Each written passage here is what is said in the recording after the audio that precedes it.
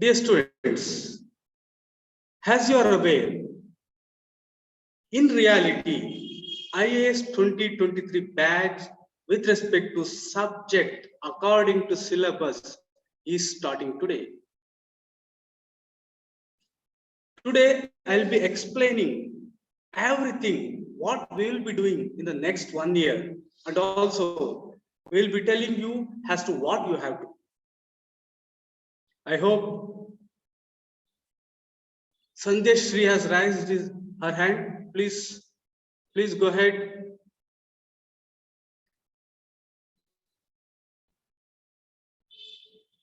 Please, the mic is open. Okay, in chat box.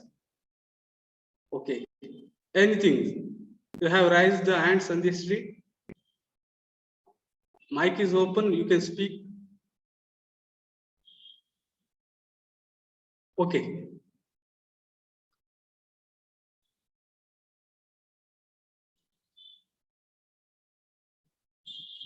Right? Okay, not responding, we'll move. Dear students, who will get first rank? Who will get first rank? Can anyone tell me who will get first rank? Anyone? Who will get first rank? Dear students, you can, and you have to think. You can. We will help you.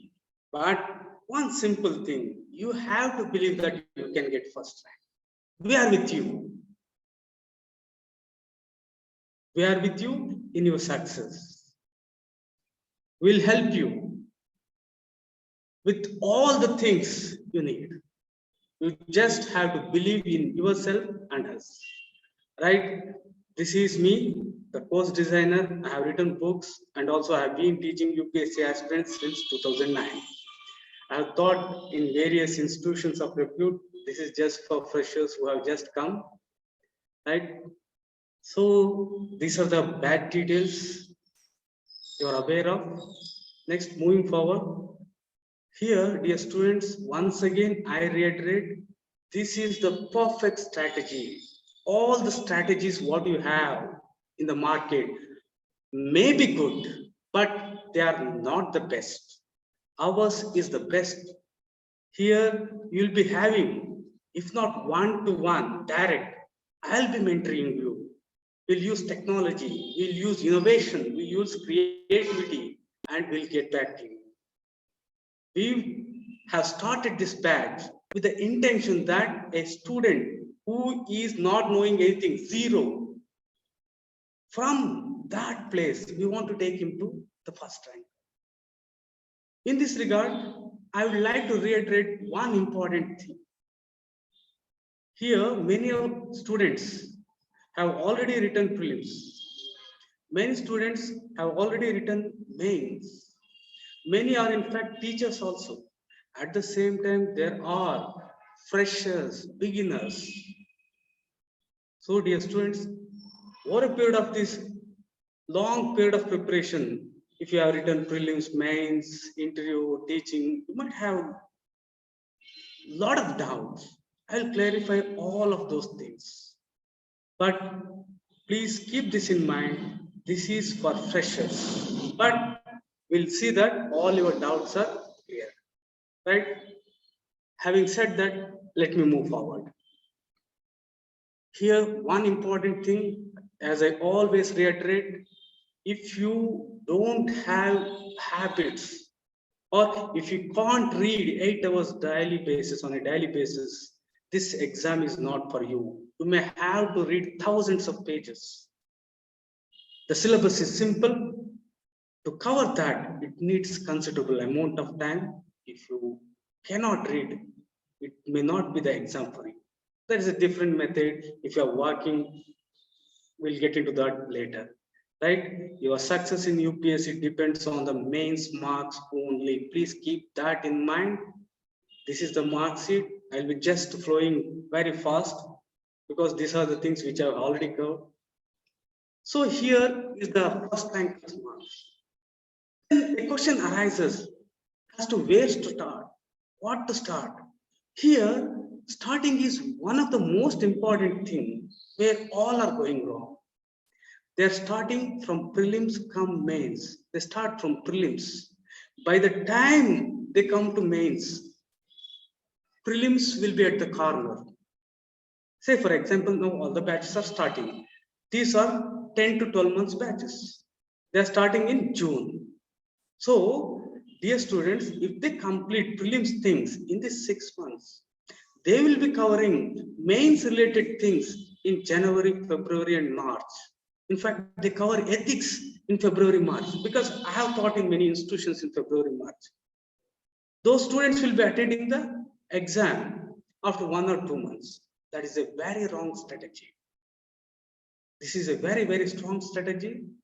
So what we are doing is the other way around. We are starting with the interview. Interview is an all-encompassing thing. Interview is mains written. In that comes, mains personality test. In that, again, inside that comes mains written. In that comes your prelims. See, if you're starting your preparation here, you will be stuck here. Ask anyone who is preparing. 90% of the students, they are still here even after preparing for more than 1 or 2 years. So this is a wrong strategy. You have to avoid that. Right?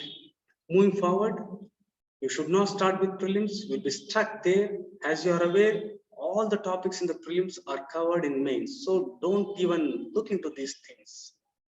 See, the things which I have highlighted in red are the things which will be entirely covered in prelims. Your success depends on mains and you have to concentrate on mains. This is the mains thing. You have to have an integrated approach. In this, you have to start with personality test and written test, which will cover the whole prelims, even GS1 and 2. In this, it should be a holistic one. Interview is all encompassing. Within that comes mains written. Within that comes your prelims.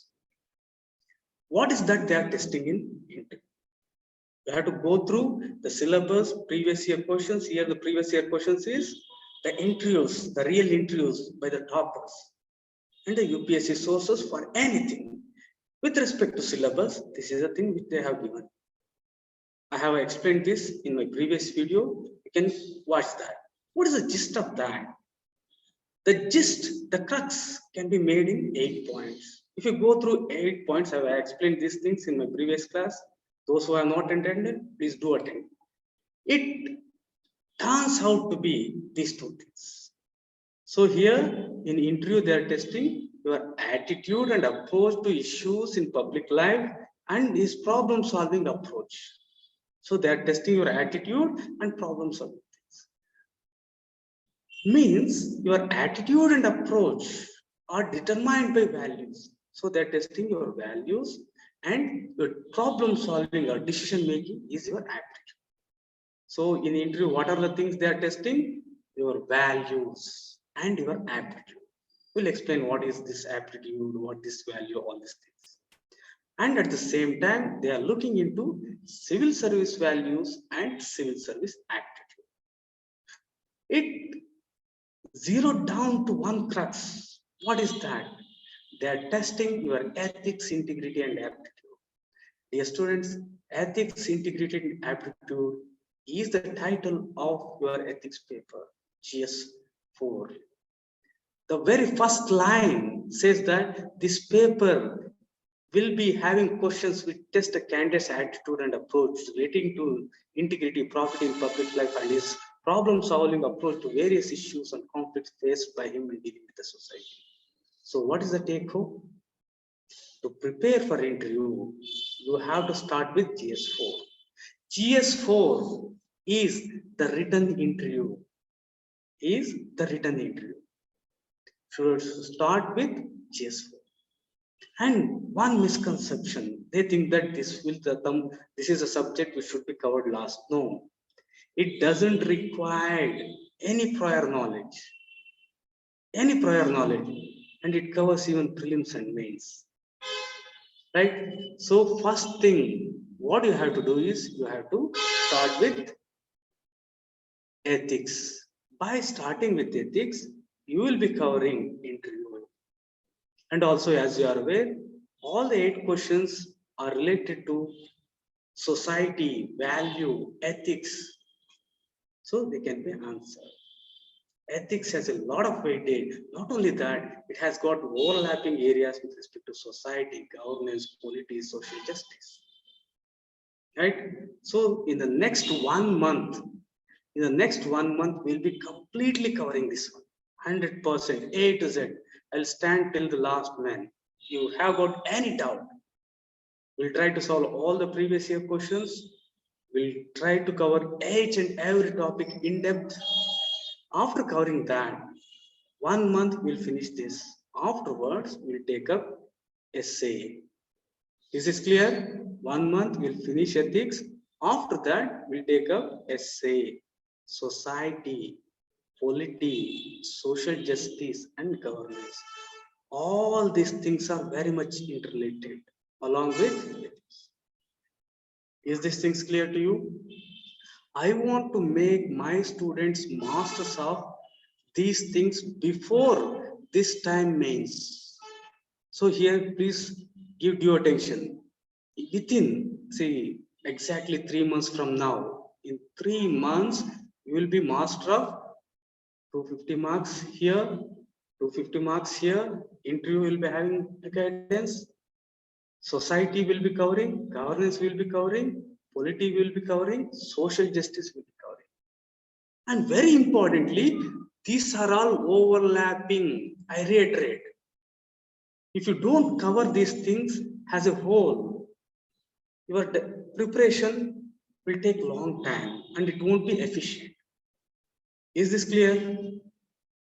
By this time, see, these are the things which are present in only mains.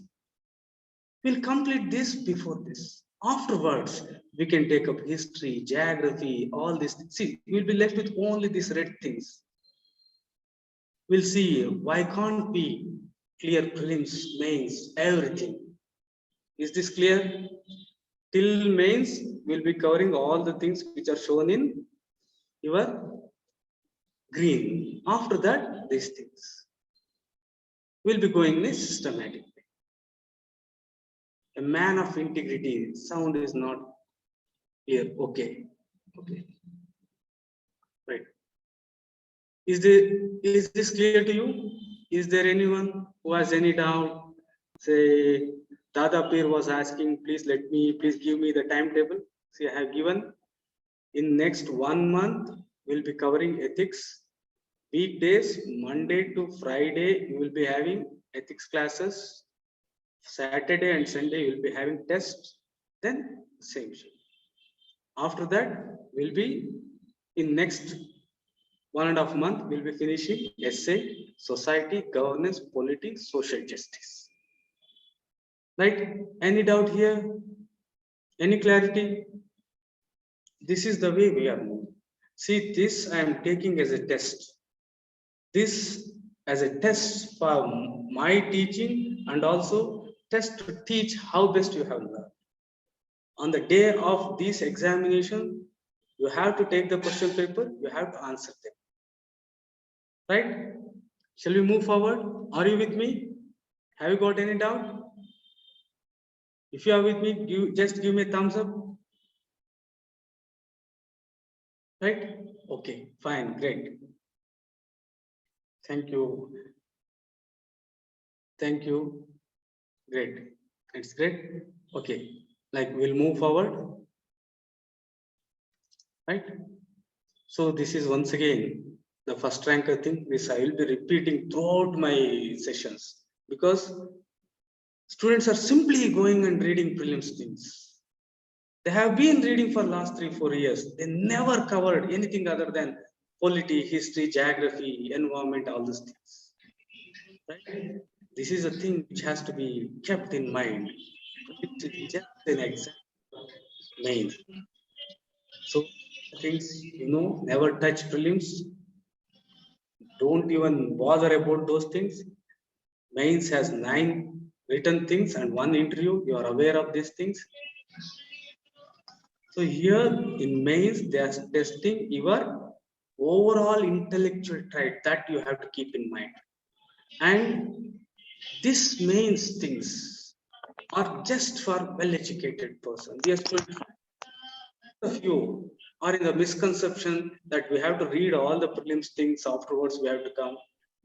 You are in the wrong way. Just start the way what I have said. Right? We have covered all these things. One more important thing, don't remember the books. Polity, don't remember Lakshmikant. Polity means you have the syllabus of UPSC should come. That is the mains. Don't ever remember. See, for all the students, modern India means what flashes in their mind is spectrum. No, no. What is there in the syllabus should reflect, should flash in your mind. These are the subjects which you have to internalize. You have to follow the footprints of the UPSC. That is the secret of success. You have to memorize the syllabus. How to memorize? I have told you. Just don't go through whole syllabus. You'll be just confused and you cannot memorize. Don't even go to the topics which are there. See these topics. Don't even go to begin with. Just even simplify. Just first remember the subjects what are there. What are the subjects present? There are some 20 subjects present. What are these? Just headings. See here. Just remember the headings. This is the only thing which I am expecting to begin with. Right? I'll mute the participants. Some are disturbing. Okay. Right. Then great. So these are the only subjects. Is this clear to you? What are the subjects present in UPSC? All technology, economic development, biodiversity, ethics, integrity, society, social justice, international, everything should come to your mind. Not just prelims, not just history, not just geography. See, as you are aware, these are just what you are reading. I am just showing art, culture, history, geography, all this. First ranker is getting only 100 marks. So think it over. This is the one you have to remember. Internalize this one. GS2, GS3, this is the way you have to remember. I hope this is about ethics paper. Here you have got 7 chapters, including case studies 8. In society, what are the topics present? I have already told you. These are the things marked in red. I won't be going through. You have to internalize each topic in these things. Heritage, these are the things. History, these things. History, world, geography, these are the things. You have to go like this, right? GS2, where everything is linked to one another. Everything is linked. One by one, you have to go. Each topic you have to take. So this is the way you have to analyze. So I have given this. Please internalize these things. I'm just moving because I already explained these things. So one important thing is in GS2, there are some very, very important. See, 20 topics are there. In that, these 4 topics are very important. Material is not available. Students are not preparing for this. See, 20 topics out of, 4 topics out of 20 means nearly 20% for this. No material, no good material is available. But they are distinct, easy. You have to keep these things in mind while preparing. Right? In GS3, you have got one more like addition, that is agriculture. You have to add that. This is the way, and you have to go through the subjects which are present in the similar way. Right? This is with respect to ethics. You have to simplify how you have to read. You have to read daily. I have been telling you how many have you have tried, how many of you have done. Give me a thumbs up and say that you have.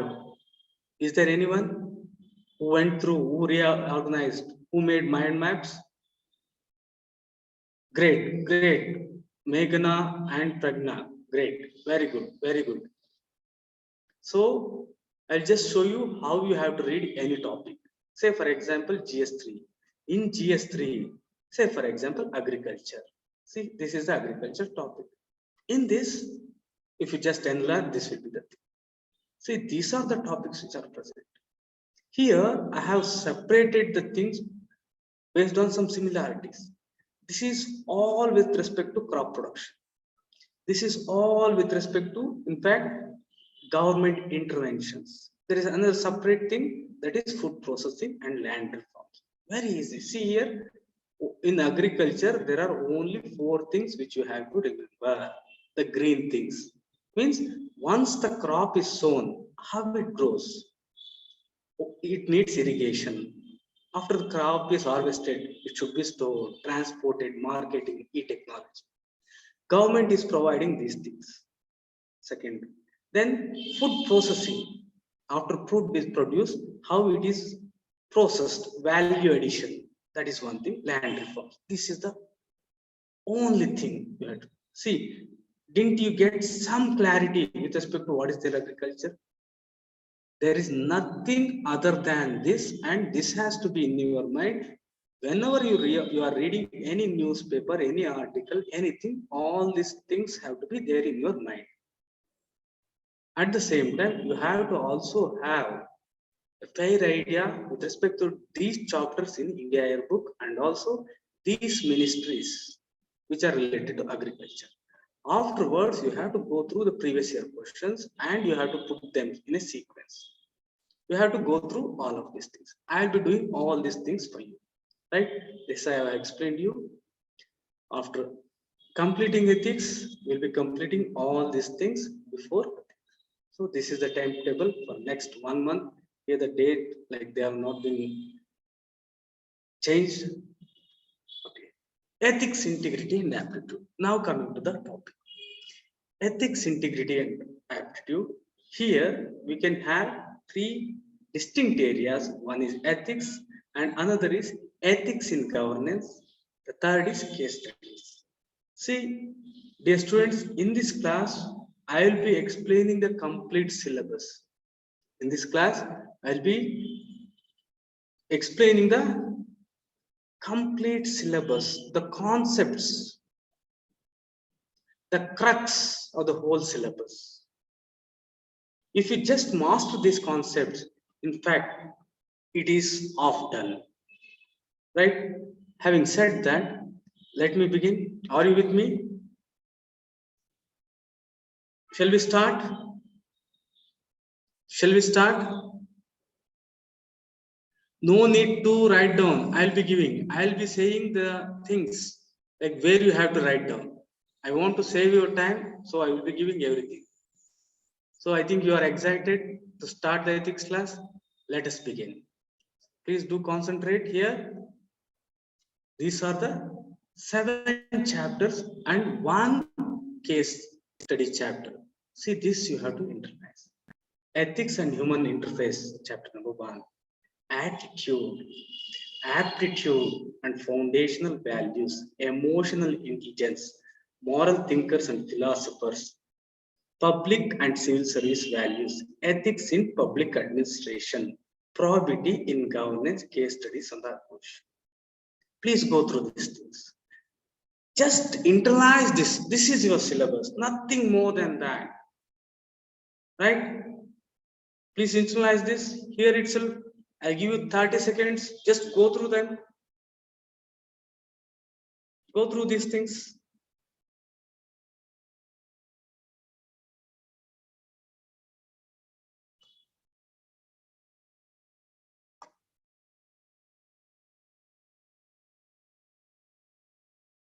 Okay.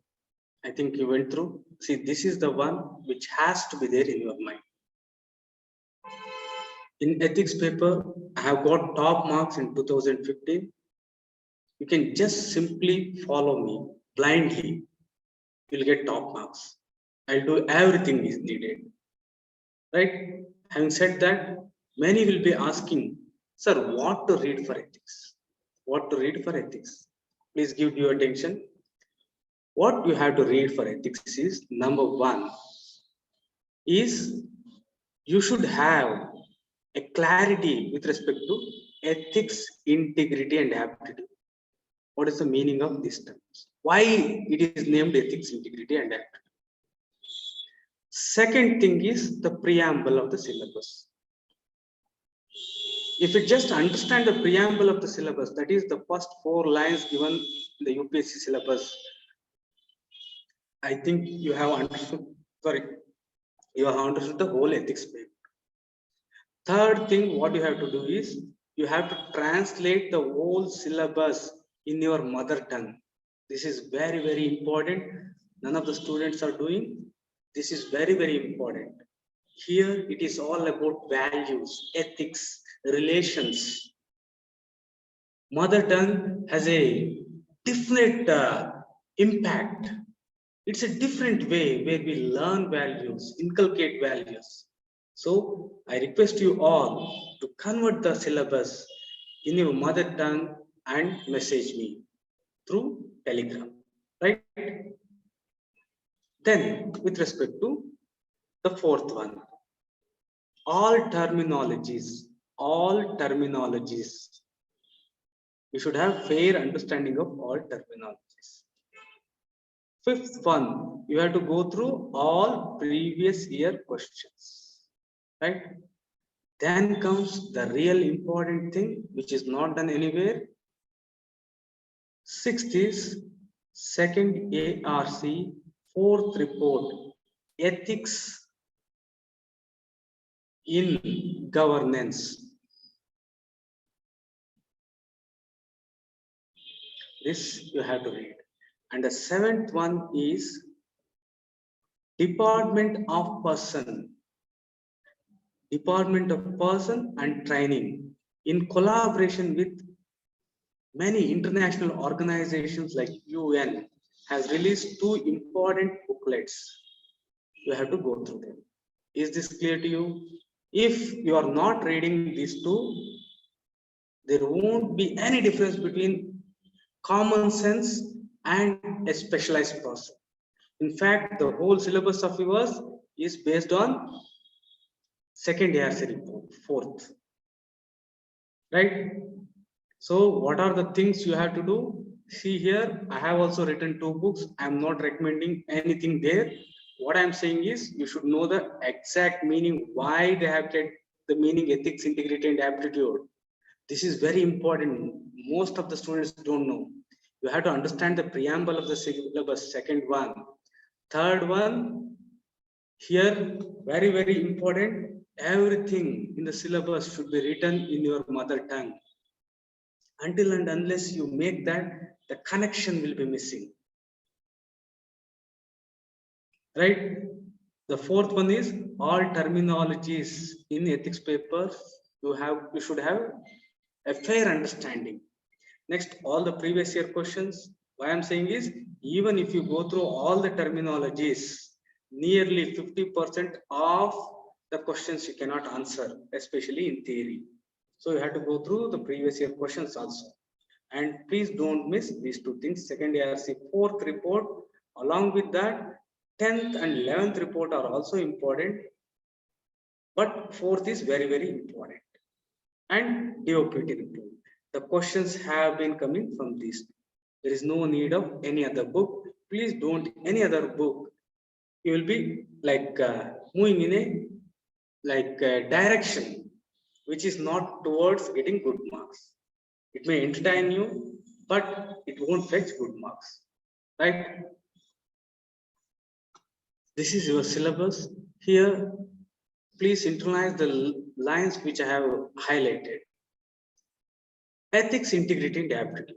This paper will include questions to test the candidate's attitude and approach to issues relating to integrity, probity in public life, and his problem-solving approach to various issues and conflicts faced by in dealing with the society. Questions may utilize case study approach to determine this aspect. Following are the broad areas to be covered. Here, my question here is, the title of the paper is Ethics, Integrity, and Aptitude. But why UPSC is saying that we are testing aptitude and problem solving approach? Why? Can anyone answer, my previous students? Why is this? Right? Anyone? See, the title given by UPSC is very, very important. It is very meaningful. They have kept it as ethics, integrity, and aptitude. We all have been given names. Say, for example, Basuraj, Chandana, Dadapir, Apurva. Why? They have got certain significance. The name is different, but UPSC is saying that they will be testing these things. Why? Anyone? It tests the capability of candidate. No, no. They are inborn in nature. Good. Off right. Pradna. Anything, please. Okay. To understand that, you should know what is ethics, what is integrity. Right? First, you should know all these terms. Then only, see, if you understand this, half of the work is on. One more message has come. To test problem solving approach, try to check the potential. No, no, no, no, no. My question you are not answering. Please, you are not getting my question. My question is, the title is ethics, integrity, and aptitude. Then why didn't UPSC say we are testing ethics? Why didn't UPSC say we are testing integrity? Why didn't it say we are testing aptitude? Why it didn't say like, why it says that we are testing attitude and problem solving thing? And very important, UPSC has made a mistake. In UPSC syllabus, UPSC has made a mistake. What is that? See here. This problem solving approach. What does this mean?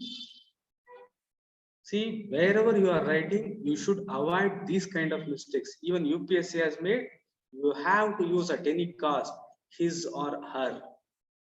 Or you can avoid this kind of terms. Instead of saying chairman, instead of saying chairman, you can say chairperson. Right? Attitude is equal to ethics and integrity. Near decision making, problem solving, very near but not correct. Right? We'll move forward. So I'm very happy that all senior citizens have answered. At least, great beginning. Right?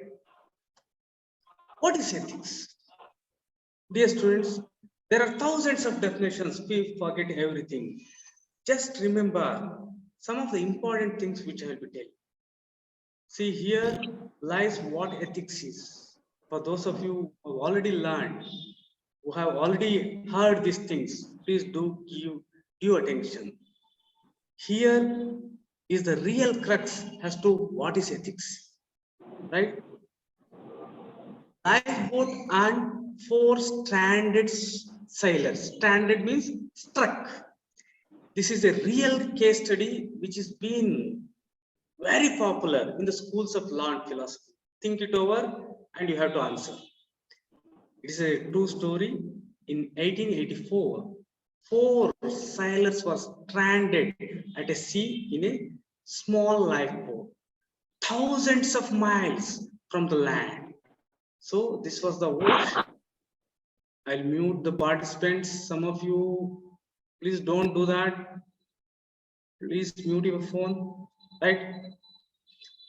So this is sea. This is the land. There is one ship. This ship is struck. So ship is struck. In that somehow 4 people they escaped into lifeboat, small lifeboat. 4 people they escaped. Their ship had gone down in the storm, Birgali, and they had escaped to the lifeboat with only 2 cans of preserved food and no fresh water. Very important. There's a saying, water, water everywhere here in the ocean, but not a single drop to drink. Because the salt content in the sea water is very, very high. So let me answer one general question. What if, why we shouldn't drink the water which is having more salt. Can anyone answer me? See here, a person who is sailing in the sea, he cannot drink the salt sea water. Why?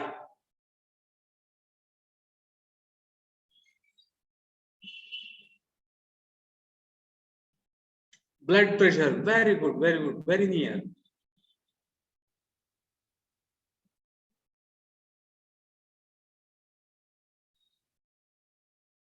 Leads to death. How? Suman, how it leads to death? pH level. So you write all the scientific names and terminologies, you know. Blood pressure, pH, BP, rich with sodium level. So if rich with sodium, what will happen?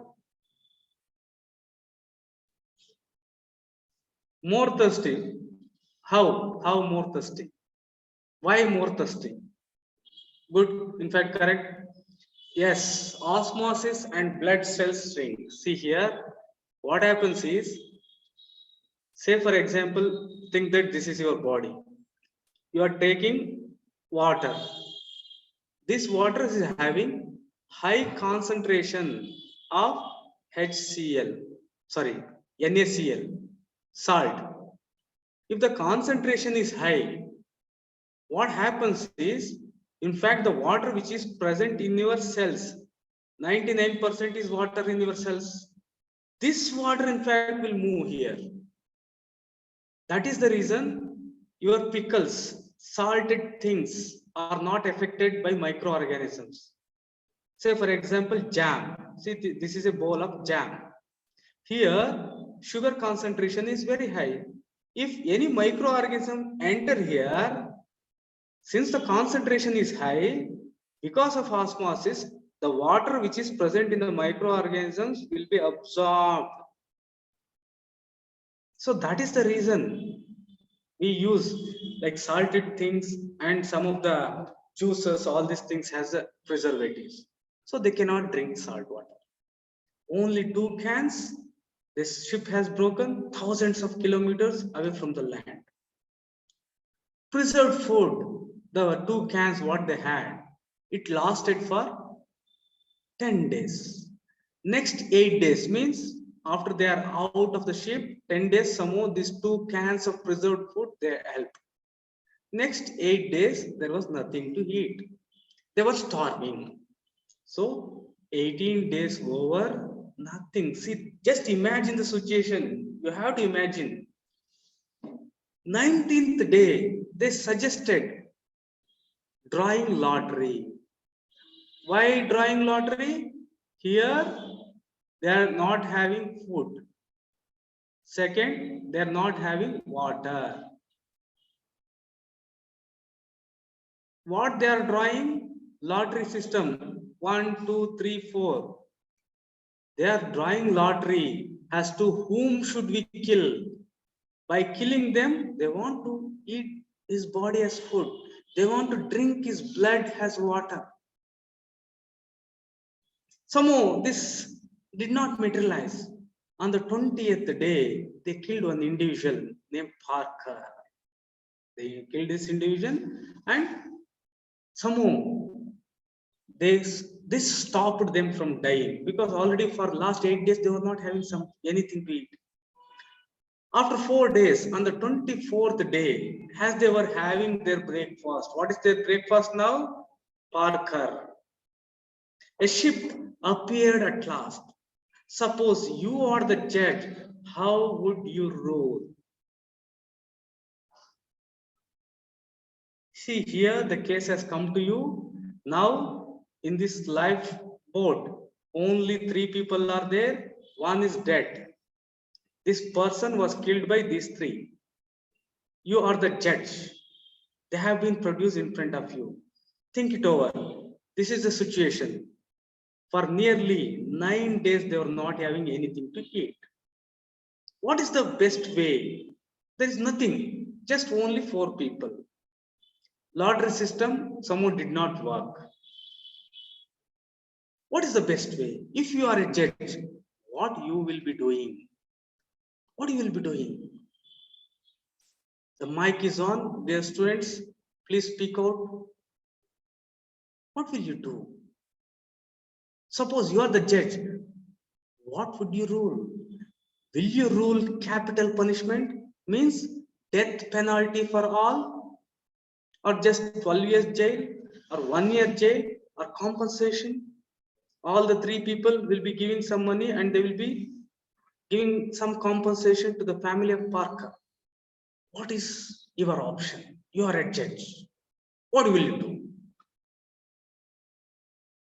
Ethics deals with only human actions, not actions of human. I am asking out of the options, what is the one? Which one and why? Compensation, Pooja. D, compensation, Sidhu. Compensation. A, capital punishment. D.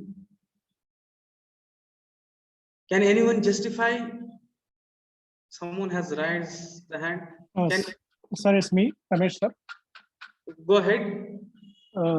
Because of these three people, one Park has dead, and he's given his body to and water to the remaining three people, and he sacrificed his life. So that's the reason he can eligible for compensation, sir. Okay, but the thing is here, he has not given willingly. These three people have killed. But there is no chance to leave remaining three people unless anyone dies, sir. Okay, good. Okay, so you are saying three should be alive. For that, if you take one person's life is okay. If Okay. not one, in between four, anyone has to die compulsory. There is a need, sir. Yes, but nobody came. Nobody came forward. But it is necessary for do anyone, sir. Circumstances demand it. Okay. Yes, sir. Okay. Good. It was good. Okay. Then I'll ask you one more question. You have to answer this then. You are one among the four sailors. Then what is the method you will adopt? Leave aside the things they have killed. Will you go for, see, four are there in that, like they don't have anything. So what is the best method according to you? Drawing lottery means four chits, whomsoever gets will kill him, some more three will eat. Or three will combine and kill one. Or not killing anyone. Or some like brave-hearted person, like the people who are here, coming forward, say, take my blood, eat, and you live. So if you are one among them, what is that you will be choosing? Go ahead. See, this is important. See, not killing anyone. See, not killing anyone. It is better to drawing lot, sir, because is no one willing to die this himself willingly. So drawing is the best option, and they can communicate with each other. If anyone dies, then other people are Great. But I would like to interrupt you. Sir. Here the thing is, you are one of them. You are there. You are also there. So what you will do? What you will suggest? Not as a stranger standing here. You are also one of them. Yes, sir. Yes, sir. What you will do? Drawing lots, sir. Drawing lottery. Like why nobody is saying D, sacrifice? Sir, I will sacrifice. So drawing lots. Couldn't they find any other way, like fishing? No other way. So don't bring other dimensions. See, this is the only thing possible. So what is the time among the four? So drawing lottery is the best because it is somewhat democratic. And this is good, but it is good when you are not one among them. Dear students, if you are one among them, the fourth option should be the one. If lottery doesn't work, next should be this one. You should sacrifice for the welfare of the maximum number of people. That is the one we are looking into. See, this is a different thing. In reality, if you get this kind of question, you have to go for D. Right? Moving forward, this is one of the most often used example, runaway trolley. Just give due attention here. You might have heard this, but students are not exactly getting the concept what is intended in this example. Here, please keep this in mind. These two trolley, we have got two examples. You have to correlate them. Let us begin with first one. Sorry. Suppose you are the driver of the trolley van, hurling down the track at 70 miles an hour. Means it's going very fast. Up ahead, see, it's going very far. Up ahead here, you see 6 workers here. Here you see 6 workers standing on the track. You tried to stop, you couldn't. The brakes don't work. You're the driver, the brakes are not working, but there are 6 people standing here. Suddenly you notice a side track off to the left. You're going here. Here you found a side track. You saw here. Here 6 people are there. Yes. Off the left, there is a worker on the track too, but only one. Here you have got only one individual. What will you do? What will we do? What is your answer for this? Just message in the chat box. Side track or the main track? You are the driver here. Let me know like what you will be doing. See, you are the driver here. This is your vehicle. Here 6 people, here 1. This is the main thing. So what is your answer? A. Anyone fast. See, this doesn't need anything also. You have to answer. Because I want to show why I have taken this. B, main track. B, okay, 1 main track. Okay. A, okay. Like the person who has messaged B, okay, B, Suman. Can you tell me why B? Because most of them are saying 1, A. You want to say B, why? Those who are saying B, can anyone elaborate? Why?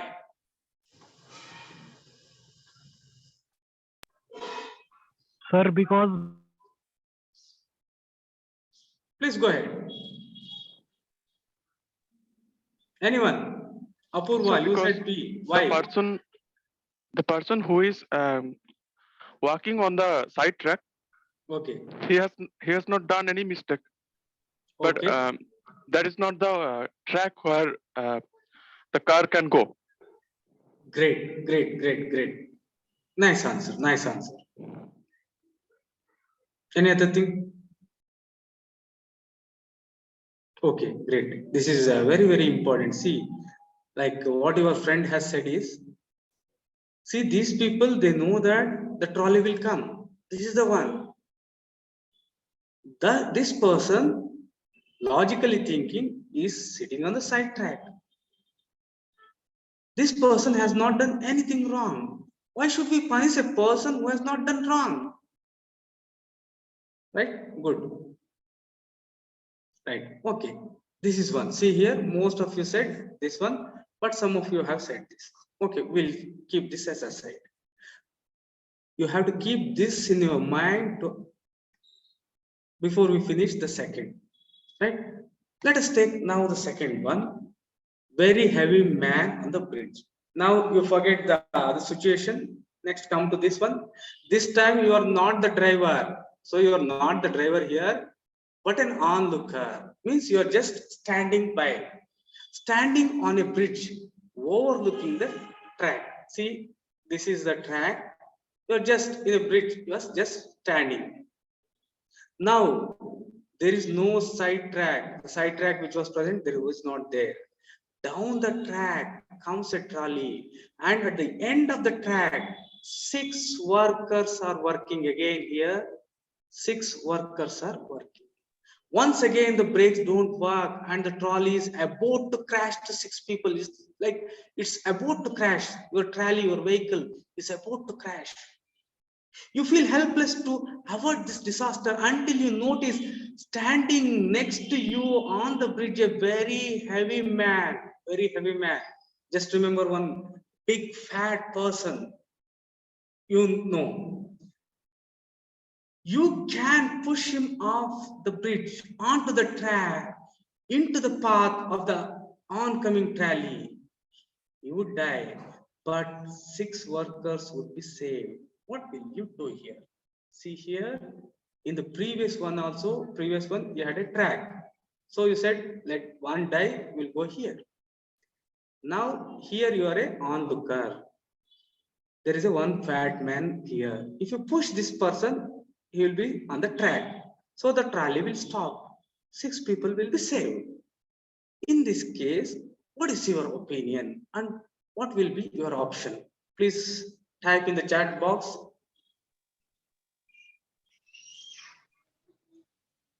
Which one, A or B? A or B? Would you push the heavy man? B, B, B, B, B. Anyone? Why? Okay. A. Some people are saying okay. A. Okay. A. B. A. Trisha A. Okay. So the people who chose. Okay. See here. My question is here. See, most of you. See, you have to concentrate here. Most of you said that in the first case, here also 6:1. To save 6, the Samu want to kill this individual. So he said, side track, it should move on the side track. Same here, one fat person. Once again, 6 life. Here, you are not ready to push this fat man. But you want to save 6. You're not ready to push this. Why? What changed your mind? Are you getting my point? See the same trolley, same similar example. In case of first one, you said that go on the side track. See, these were 2 tracks. 6 people, here 1 person. You are the driver. You wanted to crash this 1 person. On the other hand, the trolley is coming. Here you are standing. There is a Batman also. If you push him, you can save 6 people. In both the cases, 1 person will die. 6 person will be alive. But why most of you didn't agree with the method? What made you to change? Please go ahead, if anyone like to.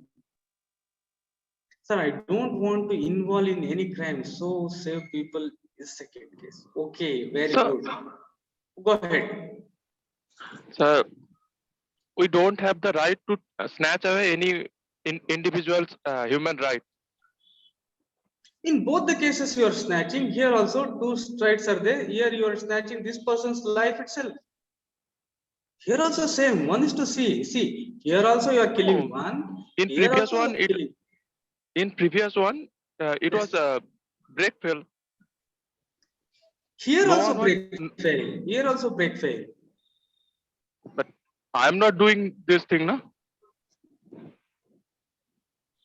No, you have to think it over, not just answering.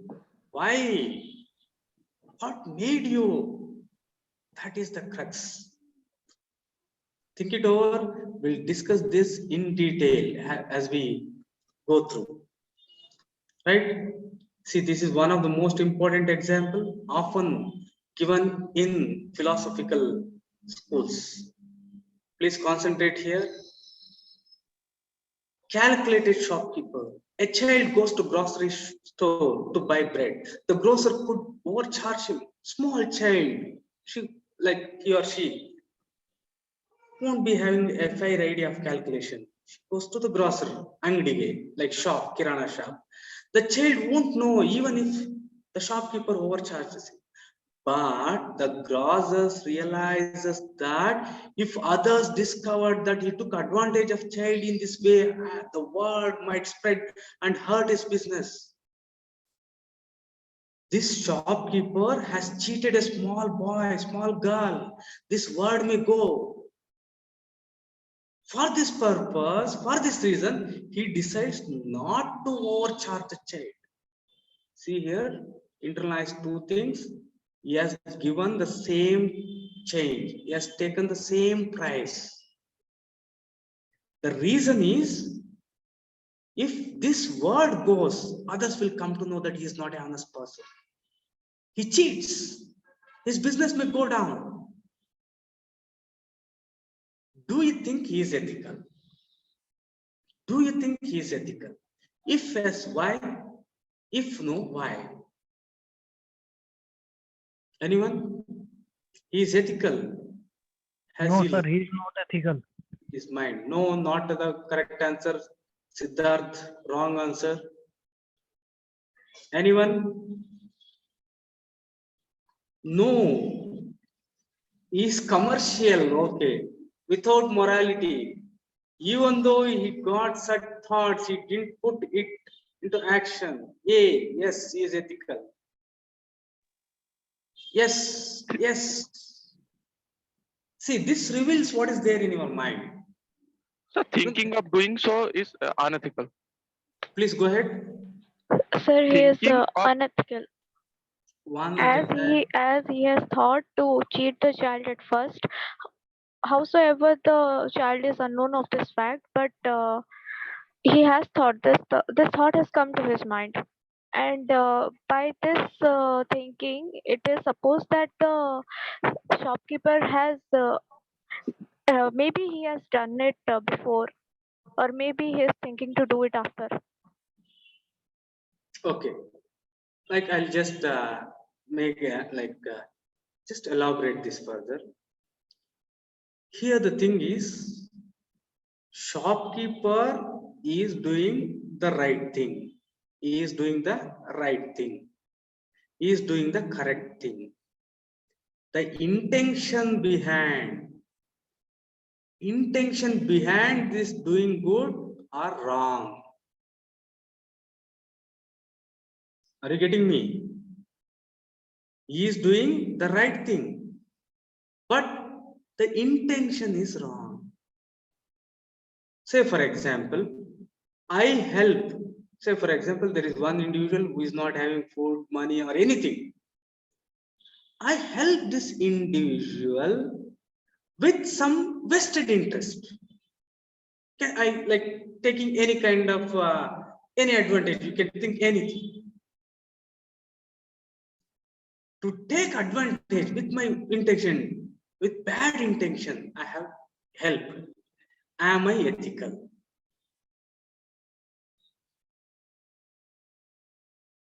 I'll just simplify this again. Say for example, there is a person A. He is in need of food or anything. He asks for you. You give food and so everything. But your intention is not to help this individual because he is angry. Your intention is to take advantage of this person's hopelessness. Say for example, like I'm a young girl or young boy looking for job. If I give this individual a job with a vested interest in my mind, so here action is right, but the intention is wrong. In legality, in reality, if you do something wrong, that will be unethical. In ethics, just the thought that the intention itself is enough. If I am teaching with good intention, good things, say for example, to help the poor, to reach all, it is ethical. I am saying, I am giving this like free coaching, all these things with some vested interest in that, then that is unethical. This is one very important. We'll elaborate, don't worry. We'll keep the discussion, but just so here another important thing this, I'll just brief the thing. See here, see here, all the examples, what I'm saying are the things which explain one of the important concepts in ethics. See, there is an old woman. She cannot go out of her house. So some young person like you, some who very active, some who comes to that old woman's house. She was in need of painter. In market, the value is just 5,000. But somehow you negotiate that to 10,000.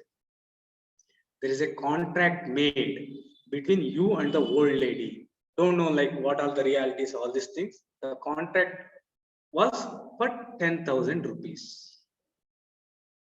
But in reality, the actual price is 5,000 rupees. Is the contract fair? Is the painter ethical? Contract is a contract. No reason behind, okay, no, wrong, okay. This is what contract theory, which we'll be discussing later, right? We'll move forward. We shouldn't waste a lot of time here. So coming to the main important thing, what is ethics? Here, there are hundreds of definitions. Please don't go behind them, don't read them, don't memorize them, don't internalize them. The only one definition which you have to remember, internalize, and keep it forever is the definition which I am saying. Please give your attention here. Ethics is equal to standards. That is the one thing which you have to keep in mind. What is ethics? Ethics means standards.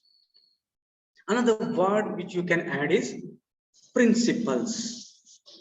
This is the one thing which has to be there in your mind. Ethics means standards or principles.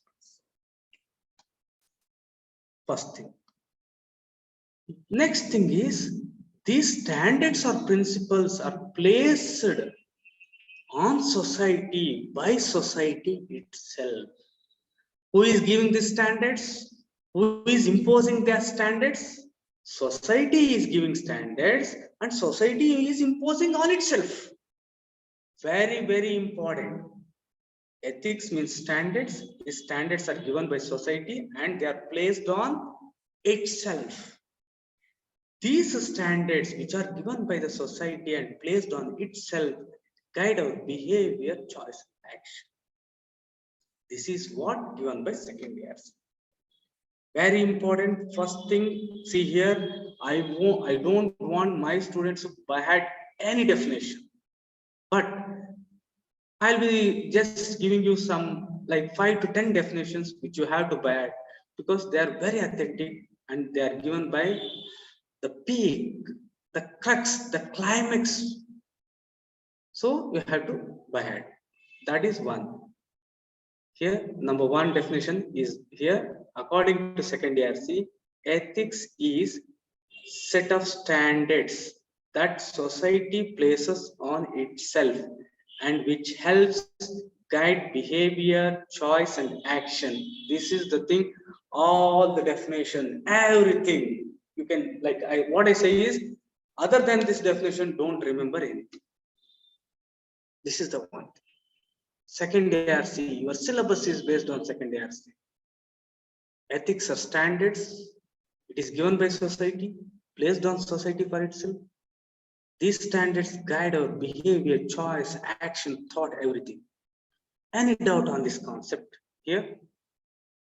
There is one chat in the chat box. ARC, very good. Administrative Reforms Commission. Second ARC means Second Administrative Reform Commission. First Administrative Reform Commissions were formed in 1967. Means to revive the whole administration after independence. Only this is the second time it was there. So they are very, very important. Questions have been from that. So any doubt here with respect to this concept? Right. This should be the basics. Once again, I reiterate, this is the only definition you have to remember. All the questions are dependent on this. This is a holistic one. It is covering all the aspects, standards, society, how it is placing on the, what is the work it is done, and also who is giving this, right? Moving forward, what is the supreme ethical standard? Means ethics means standards. Then what is that supreme ethical standard? This is the one question which will be answered when we take up the classes, right?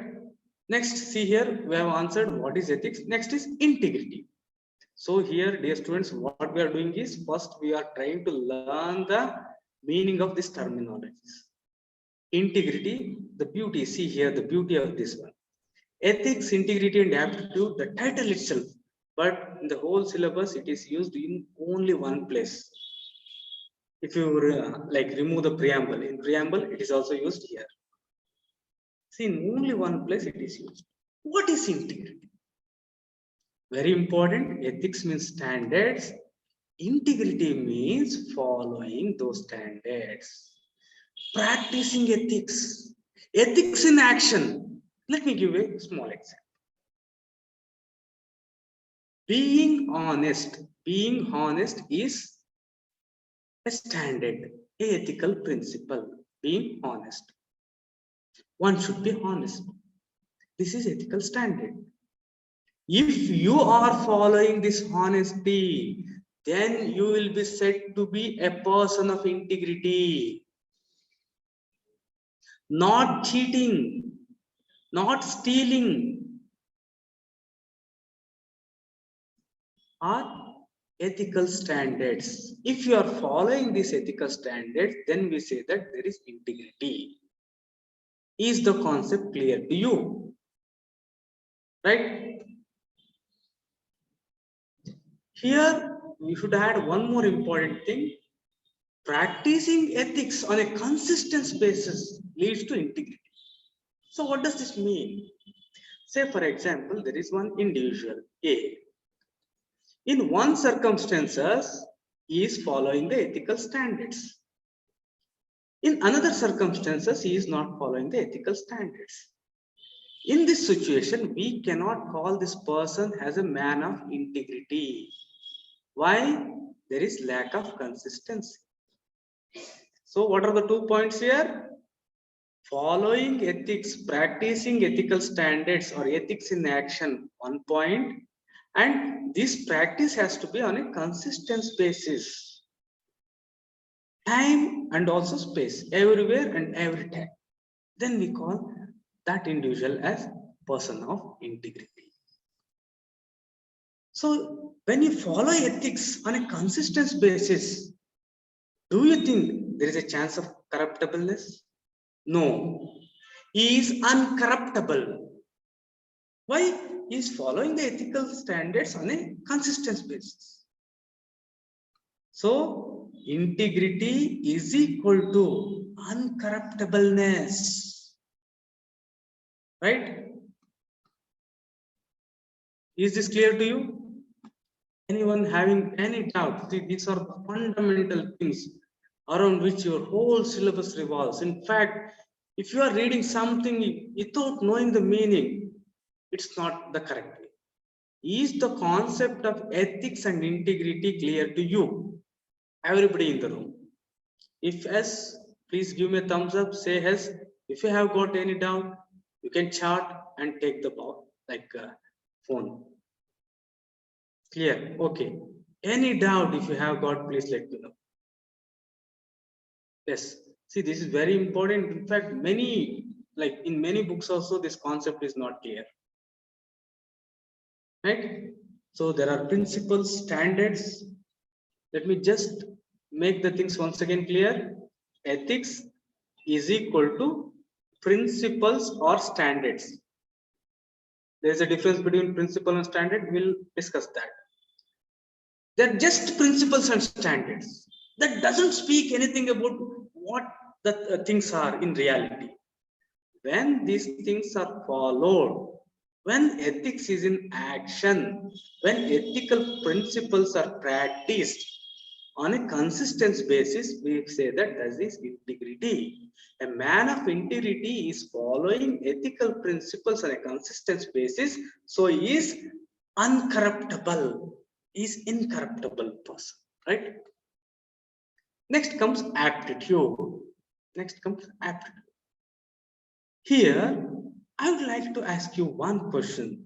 There is one thing known as CSAT, civil service. Leave these things. Aptitude test, civil service, aptitude test. What is it? What do you understand by aptitude? Those of you who have not attended my class, what do you understand by aptitude? Okay, let me just go through the things, right? So, dear students, like now it's 8:50. So, what is your opinion? Like, since this is the first day, I am giving you the chance. Shall I wind up the class at 8:15? Give a break for 30 minutes and start again at 8:45, or shall I continue till 9 o'clock and leave the class? Give in the chat box. You won't have this option in future, but what is your thing? I'll go with the number. So my question is, number one, continuing till 9 o'clock. Number two, I want to go till 10 o'clock by giving 30 minutes break. See, all are just like, they just want to finish the class before 9. Okay, I understand. Okay, like I finished the class, but okay, Sidhu, okay. See, these people, they are saying 30 minutes after I said, okay, why didn't you message in the beginning 30 minutes? Okay, let's things aside. I'll finish by 9. Please give due attention. See here, I'll finish the aptitude thing. This is very important. I'll go little fast here and I'll some of the things. Very important aptitude, because many often like confuse the concept. My dear students who have already listened, don't worry. As we proceed, there is many things which are new, not the same class which I taught previous. Right? Okay. What is aptitude? See here, all basketball players. Did you see any basketball player 5 feet tall? See here, even among us, can you see any 5 feet tall good basketball player? Just imagination, just imagine, top basketball player, only 4 feet. Is it possible? There is something common here. Here, see all this. See once again here, 2 examples here. See these 2 gentlemen, like you might be aware, Usain Bolt. They are sprinters, 100 meters sprinters, 100 meters. Short distance sprinters. These are long distance marathon runners. Did you find any similarity between these 2? Look into their physique. See how these people lean, long legs. See how he is. So what I'm saying is, there is something in all these people. Something in all these people. I'll just go. See, just go through these things. Comprehension, interpersonal skills, communication, decision making, problem solving, logical reasoning, analytical ability, general mental ability, basic numeracy, data interpretation. Next, you come this side. Current events, history, geography, politics, governance, economic development, ecology, biodiversity, climate change, general studies. Think. What is the difference in these 2? These are entirely different things. What is the difference in these 2? The difference will tell you what is the aptitude. Let me take the example here. As a cricket player, we all like to be batsmen. In fact, fielding and bowling are punishment with you, isn't we? Here, let us take the example. Britley, you might be knowing, one of the fastest bowler. Shoaib Akhtar, Anil Kumble, Harbhajan. These are good bowlers, but they are not good batsmen. Why? Don't say that batting was not given to them. They did not practice. No. They tried a lot, but they never became good batsmen. Why? Why? Like, with respect to my own example, I always liked batting. very much. And I also practiced, even while I was walking, I used to think like I have to beat like this. But I was a very bad batsman. That was the reality. I didn't understand the concept of aptitude until and unless I studied it. I didn't get the answer to this. I like batting, I practice, but I'm a bad batsman. On the other hand, I didn't like bowling, but I was one of the fastest bowler. Even after 10, 15 years, students and friends forget my name, but they say, oh, you are one of the fastest bowler. You like that. So why is that? I don't like bowling, but I'm a good bowler. I like batting, I practice it, but I am not. Here lies the crux, what is aptitude. Dear students, in all this example, there is something which is common. What is that? Please answer. Here, like senior citizens, please excuse.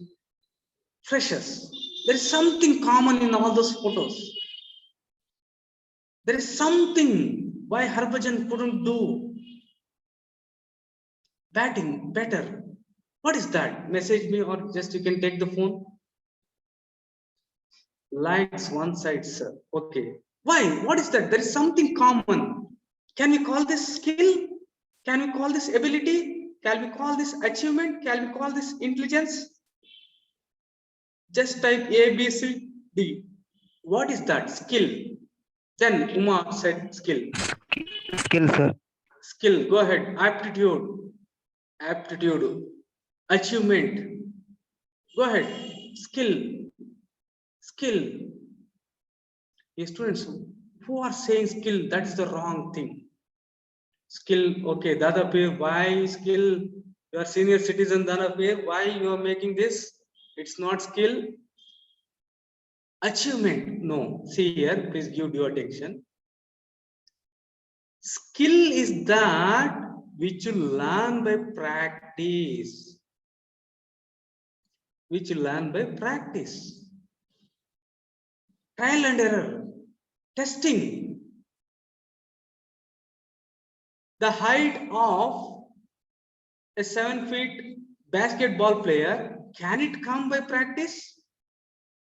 Harbhajan Singh, if he practices 2 hours extra, will he be #1 batsman? No.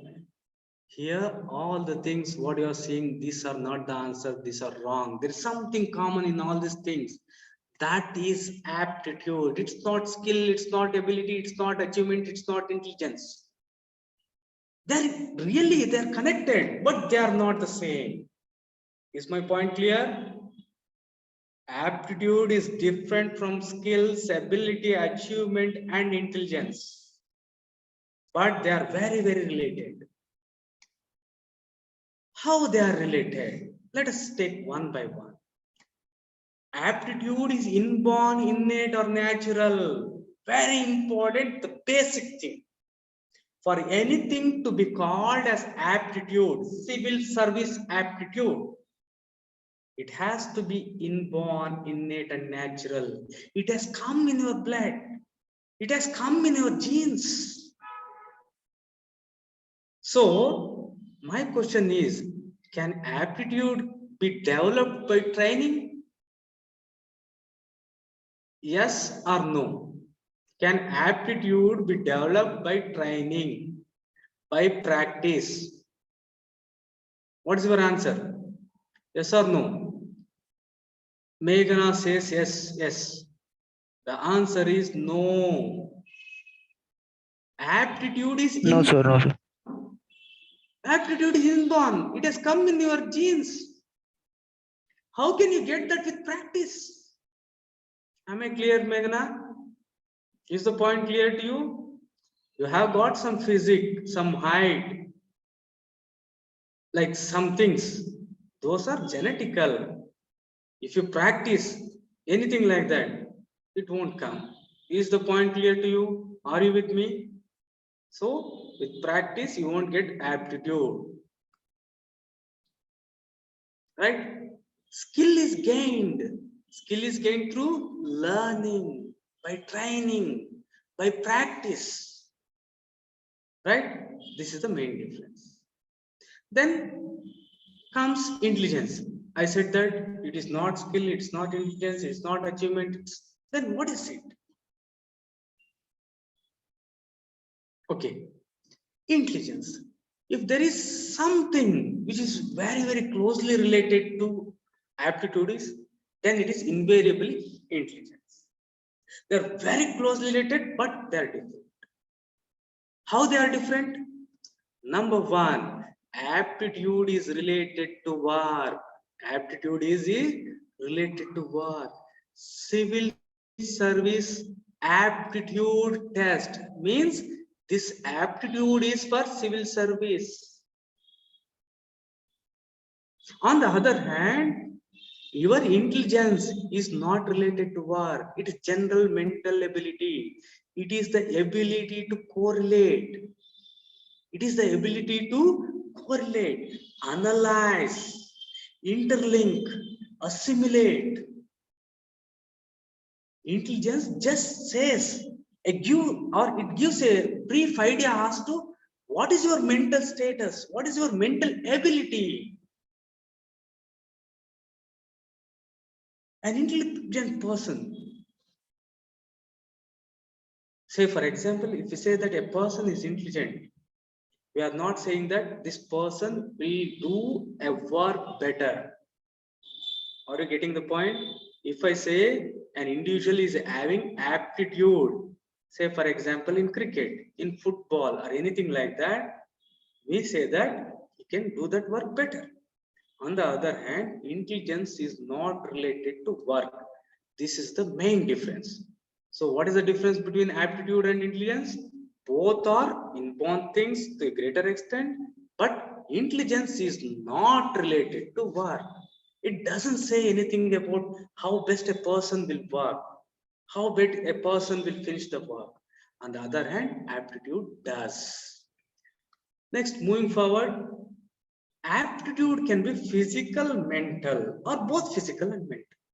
On the other hand, intelligence is only mental. Let me give you an example. Say, for example, I took the example football. And let me take the example of football.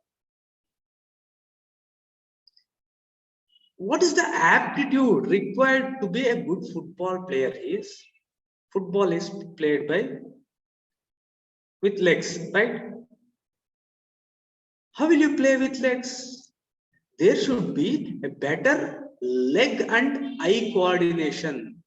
Say for example, here I am from the other half court. This is the other court. I'll kick the ball. The ball is here. You see that ball and you manage that with your leg. Until and unless you have this eye and leg coordination better, you can't be a good football player. Right? So this is physical. Let me give you an example for mental. Spatial ability.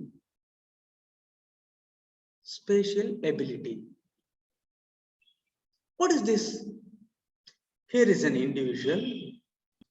Here are some mountains. There is a sunshine. Here are some birds.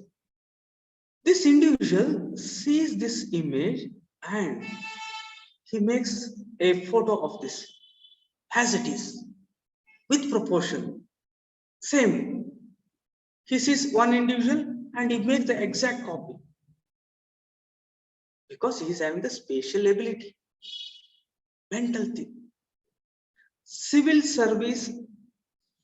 For civil service, you should have both physical aptitude. Say, for example, for some services like IPS. At the same time, you should have mental.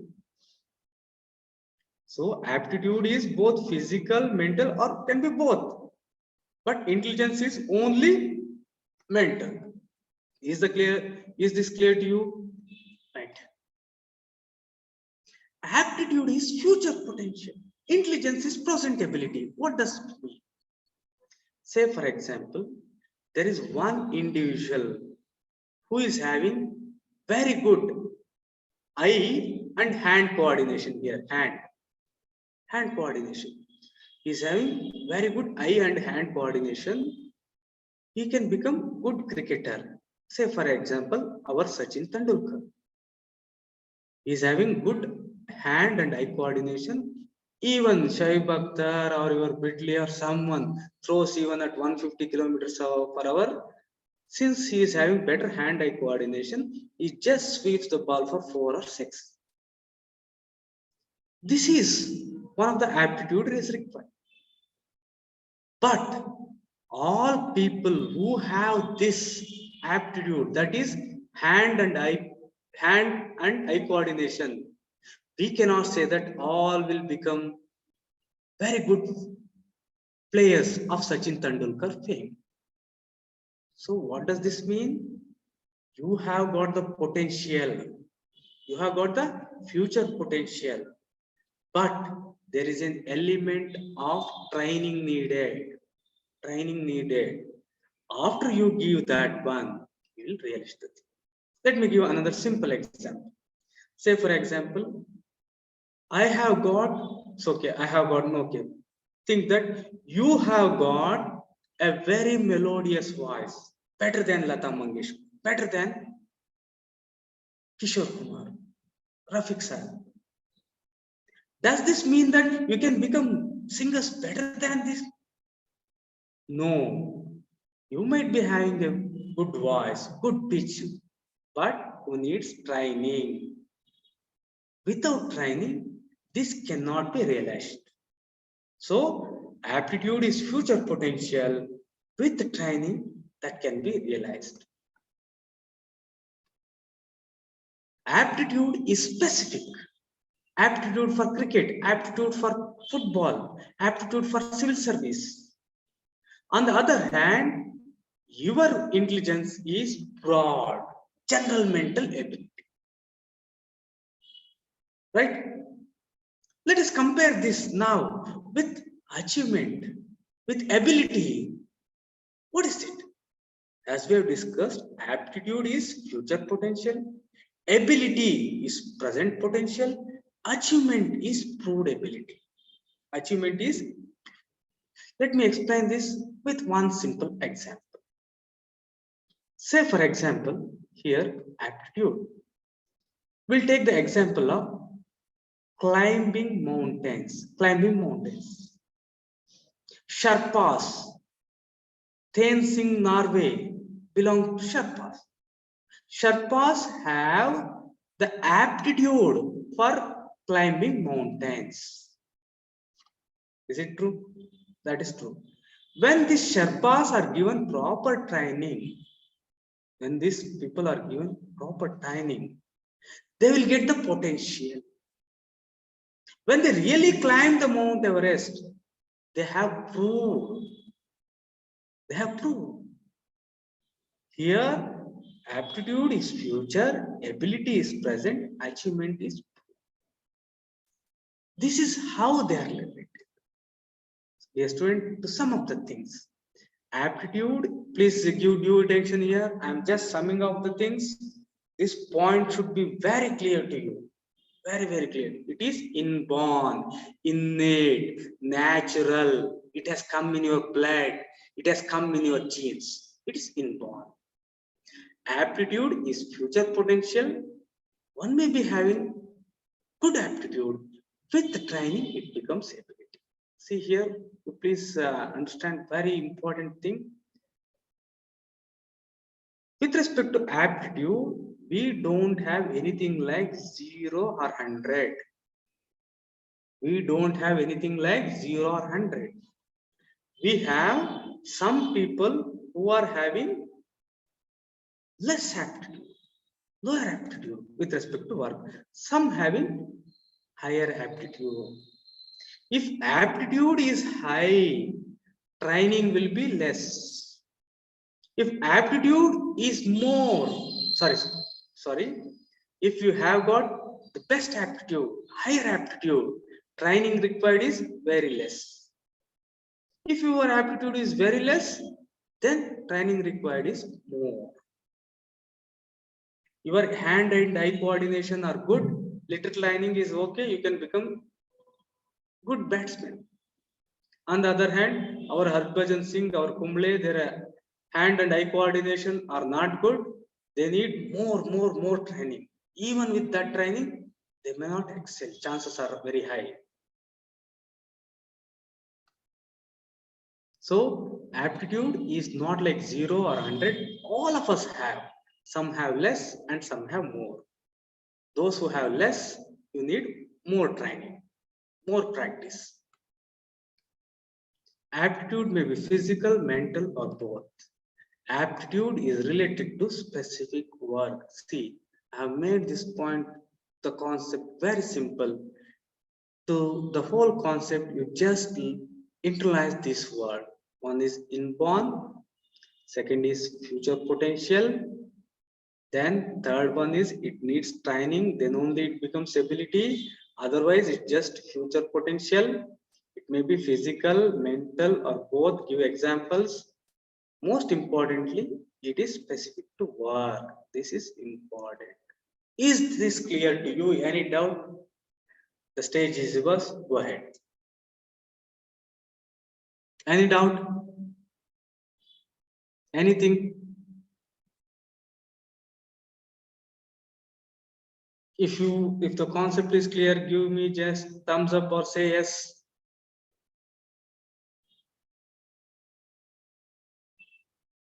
Okay, right. Great. Okay, moving forward. Here, one more.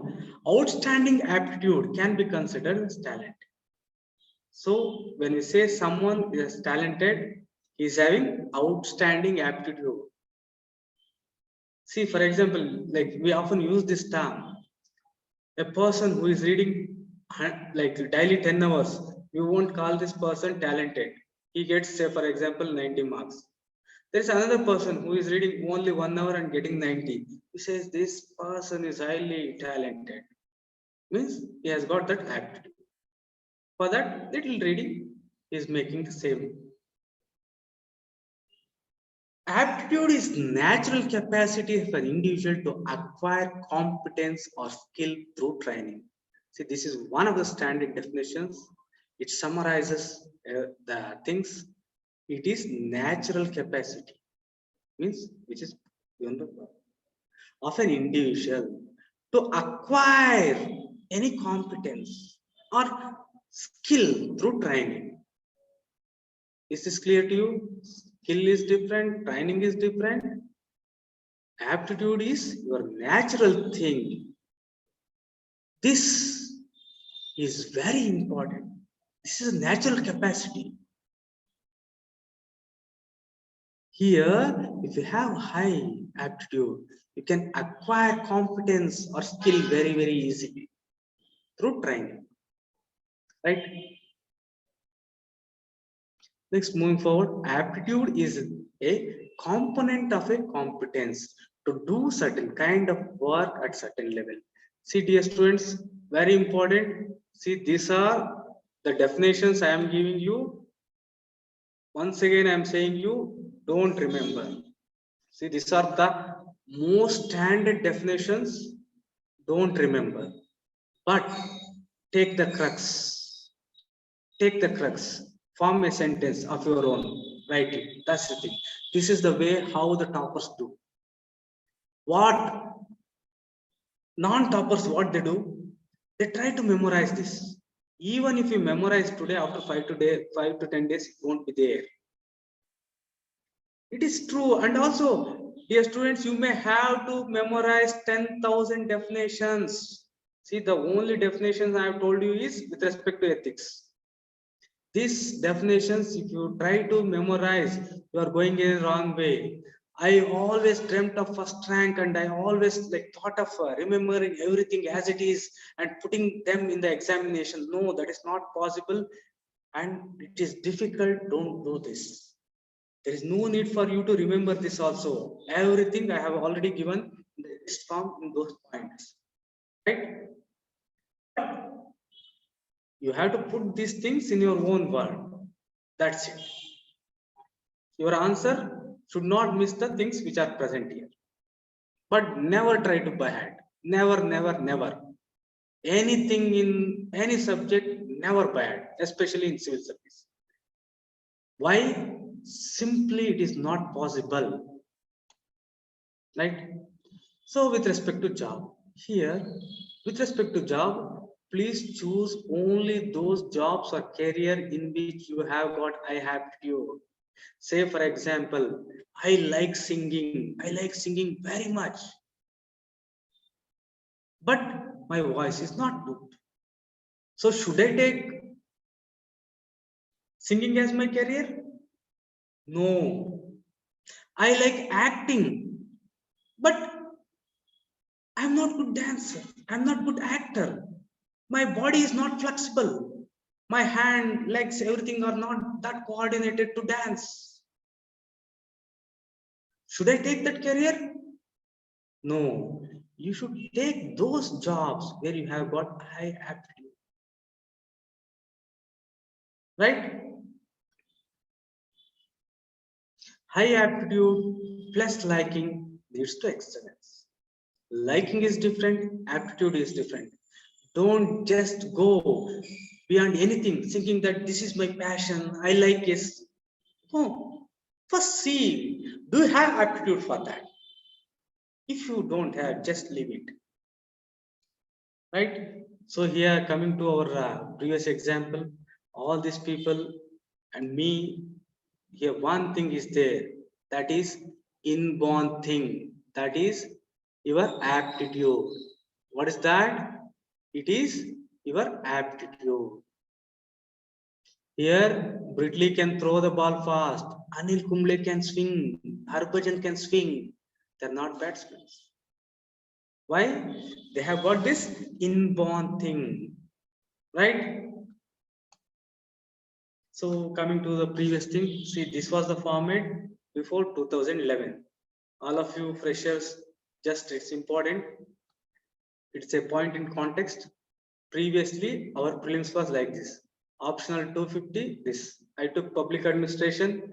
I took guidance under Lakshmikant sir, the stalwart of polity. He showed me where the questions are, everything. I never used to bother about these things. 250, I used to get very good marks. The day I did the question, the prelims, even before that, I was pretty confident that I will clear. But after that, they have changed the things. They have introduced one thing known as C-side. Civil Service Aptitude Test. Here, one point. For the last 10-15 years, since 2006-7, all the pattern what they have given, I have cleared all of them. When Civil Service Aptitude was given equal weightage, I have cleared. When it was not taken into consideration, I have cleared.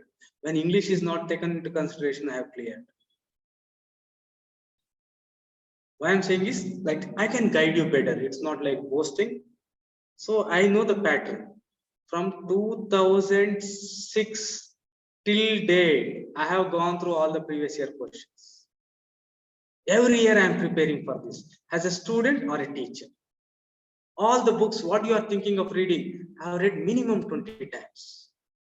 Maybe some books I have not read for last 10 years because I'm teaching some other things. I have taught all the subjects. I know what is in there. I'll tell you, like, these are the areas. Just skip them. These are the areas you have to concentrate. Just concentrate. That will be enough. Now they have introduced the concept of new thing, Civil Service Aptitude Test. In this regard, I would like to interrelate the things. See what we took up this. These are aptitude things. These are history. These are not inborn things. Does your knowledge about history is inborn? Geography, politics, governance? No. These are skills. These are knowledge. This can be done with training, practice. On the other hand, there is an element of inborn thing in all these things. Some say that maths, numbers, I can't from my childhood because they don't have the ability to correlate numbers. They don't have inborn capacity to interrelate the numbers. On the other hand, things like history, geography are not the same. Given a material, if both are putting the same effort with same thing, almost will be in the same line, in the same level. This is CSAT and this is your GS1, General Studies. And what is the difference?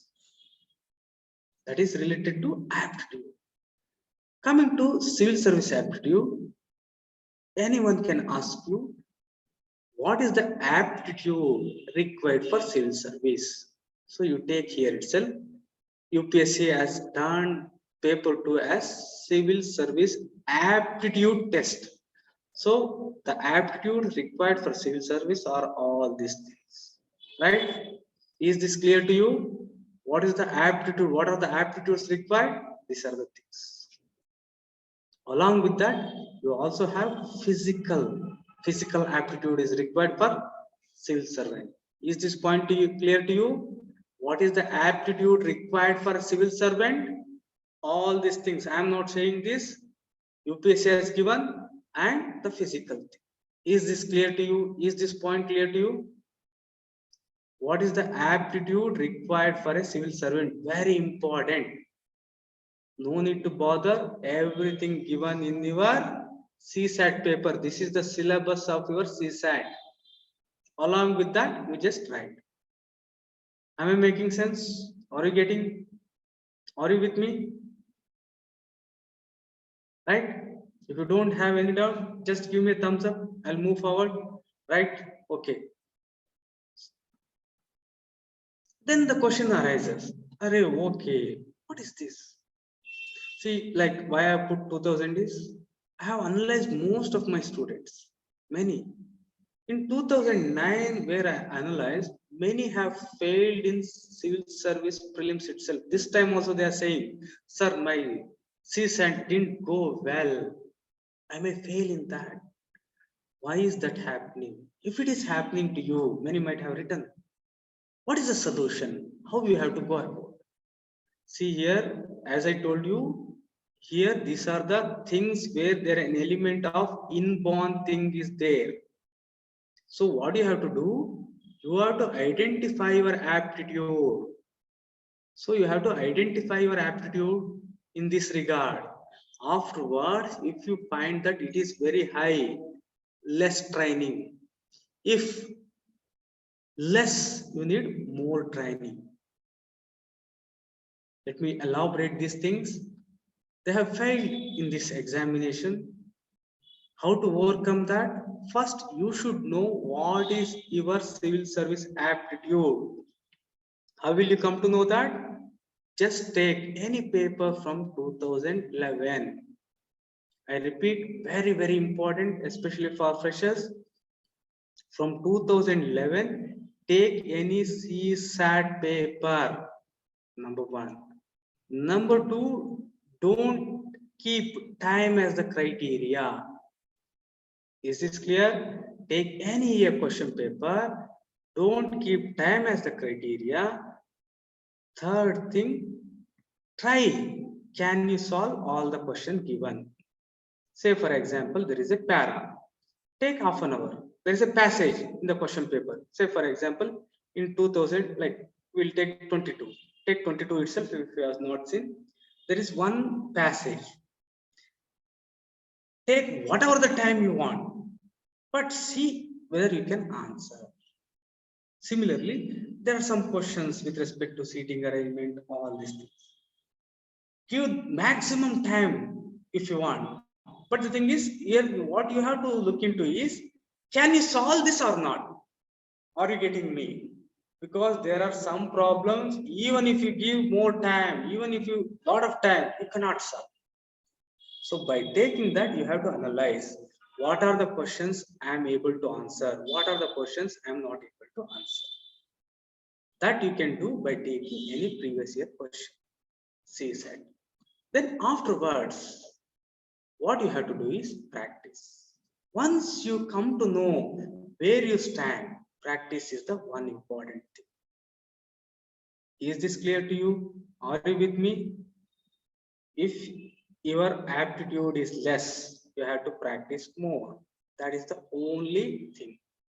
To know what is the thing, you have to go through previous year question paper and you should try to solve that without keeping time. If you can solve all the questions with no time limit. You have got aptitude. Now you have to just improve some speed, right? Don't touch very difficult question. Why? Because in civil service CSAT paper, this you might have experienced. Those of you, especially this time, did you experience? If you have touched any difficult question in CSAT, I think you are struck and your paper might have gone wrong. Even if you are struck 2 times, it's enough. I'll tell the logic, all these things. Why don't touch very difficult? Because you don't have aptitude in that. Even if you try, you may get some results, but you are not confident. Is this clear to you? Anything? Would you like me to explain this again, or this thing clear to you? Anyone? Are you with me? Is the things clear, or shall I explain this once again in 1 or 2 lines? Okay. Right. Moving forward. See, this is the one thing. Now I have explained you one important thing. Please give due attention here. All of us have name. Rama, Bhima, Raghu, Geeta, Apurva, Bhavana. Why we have name? Why did our parents give our name? Do you think they gave our name for funny reasons? No, dear students. No. It has some meaning. It has some. That is one thing we have just analyzed. Here, next very important thing. Okay, those of you who are not concentrating, please concentrate. I'll leave the class in 5 minutes. This is very important. Please give your attention here. Okay. See here, they are testing your attitude and problem solving. See, forget everything. One thing what you have to remember is, in this paper, they are testing your attitude. So what you have to do in examination, you have to show your attitude. In this paper, they're having problem solving things. This is the only thing which you have to master. Is this clear to you? Just concentrate here. In your examination, they are testing your attitude. They are testing your problem solving approach. Nothing other than these two. I'll tell you what is attitude, how all these things. Is this clear to you? If don't read all these things also, you may get confused. So just what you have to keep in mind to begin with is, in this exam, they are testing your attitude and your problem solving. These are the only 2 things. Is this clear to you? These are the only 2. Are you with me? Just give me a thumbs up here. I'll move forward with another interlinking things. Next. Okay, good. Next, dear students, here your attitude is determined by your ethics and integrity, right? Your aptitude is determined by problem solving. Are you connecting to me? So here your ethical standards, your integrity is tested by your attitude. You have got some aptitude required for civil service, like problem solving. That is tested here. Is the thing clear to you? See, if you internalize this thing, half of the thing with respect to ethics is over. Okay, let me sum up the things. They are testing 2 things in ethics paper. One is your attitude. I have not explained what is attitude. It's very deep. I will explain. One. Number 2, they are testing your problem solving. These are the only 2 things. Why they are testing your attitude is, through your attitude, they want to know your ethics and integrity. Why they are testing problem solving is, they want to know your aptitude. Right? Any doubt with respect to these things? If you have, please let me know. Go ahead. Please speak out anything, any doubt, because like tomorrow we'll be going further. All these things have to be clear if you want to understand the next concept. Anything, any question you can ask. Now the stage is yours. The topic is open for discussion. Now, dear students, please ask those questions, those concepts which I have asked, which I have explained. Afterwards, I'll come to other your random doubts also.